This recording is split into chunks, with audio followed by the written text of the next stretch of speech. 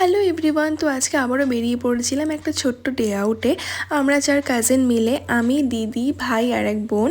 তো যাই হোক, দেখো যেতে যেতে রাস্তাটার ভিউ কি সুন্দর। অ্যাকচুয়ালি আমাদের ডুয়ার্সে না, যেদিকেই যাবে সেদিকে খুব সুন্দর ন্যাচারাল ভিউ পাবে। তো তারপরেই আমরা পৌঁছে যাই আমাদের ডেস্টিনেশন আপার ঝালংয়ে। তো ওখানে গিয়ে আমরা 3 জন মিলে একটু রিলস বানাচ্ছিলাম, বেসিক্যালি একটু পাগলামি করছিলাম। তো ভাই এখানে ফোনে ব্যস্ত ছিল, আর দিদি পাগল হয়ে গেছে, দৌড়চ্ছে। ওকে দেখে আমারও ইচ্ছে হয়েছে দৌড়ানোর, আর আমিও দৌড়ে নিলাম।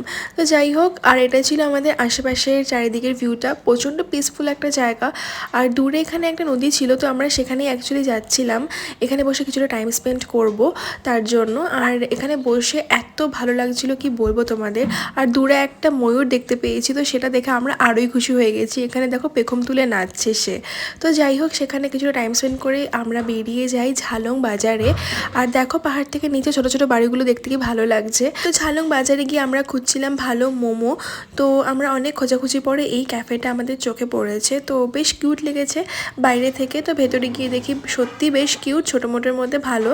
আর এখানে আমরা আবারও ফটোস ভিডিওস এসব তুলছিলাম। আর এরই মাঝে আমাদের মোমো দিয়ে যায়। আমরা অর্ডার করেছিলাম ঝোল মোমো আর স্টিম মোমো। অ্যাকচুয়ালি স্টিম মোমোর ভিডিওটা আমি শ্যুট করতে ভুলে যাই। তো যাই হোক, এখানে খাওয়া দাওয়া কমপ্লিট করে এখান থেকে একটা আইসক্রিম নিয়েছিলাম। আইসক্রিমটা ক্যাফেতে ওনারাই নিজেরাই বানান, আর আইসক্রিমটা খেতে না খুব ভালো ছিল। তো আইসক্রিম খেতে খেতে সোজা চলে যাই গাড়ির দিকে, আর গাড়িতে উঠে সোজা চলে যাই বাড়ির দিকে। তো আজকের মতো ভিডিওটা এখানেই, দেখা হচ্ছে পরের ভিডিওতে।